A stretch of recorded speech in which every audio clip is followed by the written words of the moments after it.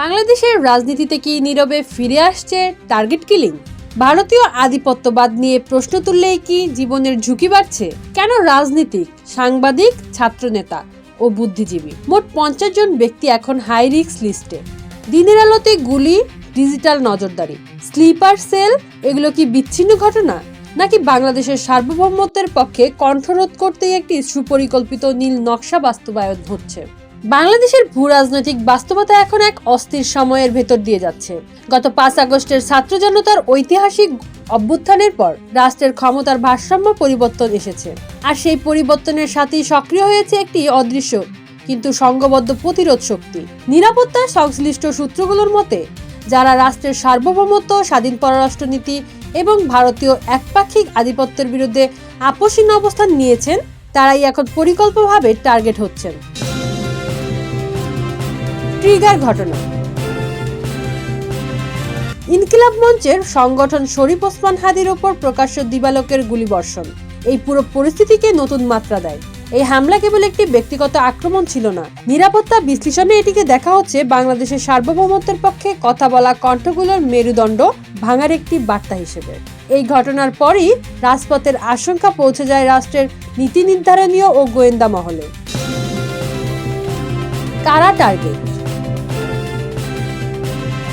গোয়েন্দা সূত্র জানাচ্ছে, টার্গেট তালিকায় রয়েছে রাজনীতিক, বিরোধী দলের শীর্ষ নেতা, সাংবাদিক ও সম্পাদক, ছাত্র আন্দোলনের মুখ এবং বুদ্ধিজীবীরা। একটি বিষয়ে তারা সবাই এক: দিল্লির প্রভাবমুক্ত বাংলাদেশ।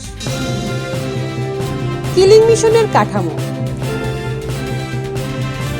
নিরাপত্তা সংস্থার মতে এই দমন প্রক্রিয়া চলছে 3টি ধাপে।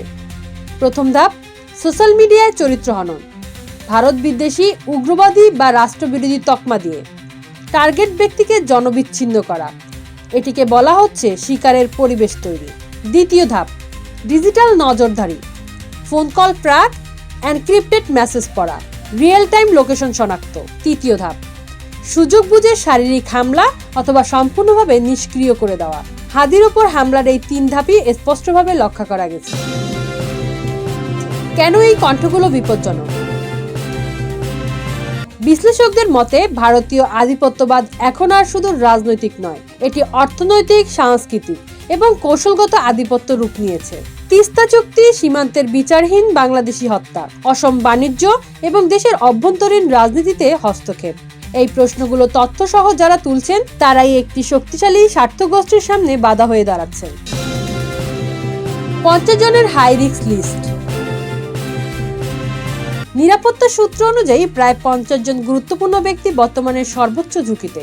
এই তালিকায় রয়েছেন তারেক রহমান, ডক্টর শফিকুর রহমান, মাহমুদুর রহমান, নাহিদ ইসলাম, আসিফ মাহমুদ, নুরুল হক নূর, হাসনাত আবদুল্লাহ, সার্জিস আলম, মামুনুল হক সহ ঢাকা বিশ্ববিদ্যালয় ও অন্যান্য ক্যাম্পাস ভিত্তিক ছাত্রনেতারা। ইতিমধ্যে তাদের জন্য সশস্ত্র বডিগার্ড, এসকর্ট টিম ও সেফ হাউস ব্যবস্থার প্রস্তুতি চলছে।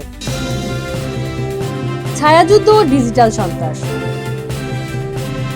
সাইবার নিরাপত্তা সংস্থার তথ্য অনুযায়ী ডার্ক ওয়েব টার্গেট ব্যক্তিদের ফোন নাম্বার ও লোকেশন ছাড়ানো হচ্ছে। ফেসবুক গ্রুপে পাবলিক এনিমি হিসেবে ছবি পোস্ট করা হচ্ছে। অভিযোগ রয়েছে, স্লিপার সেল ও ভাড়াটে অপরাধী ব্যবহার করে এই অপারেশন এমনভাবে চালানো হচ্ছে যাতে দায় কারো ঘাড়ে না পড়ে।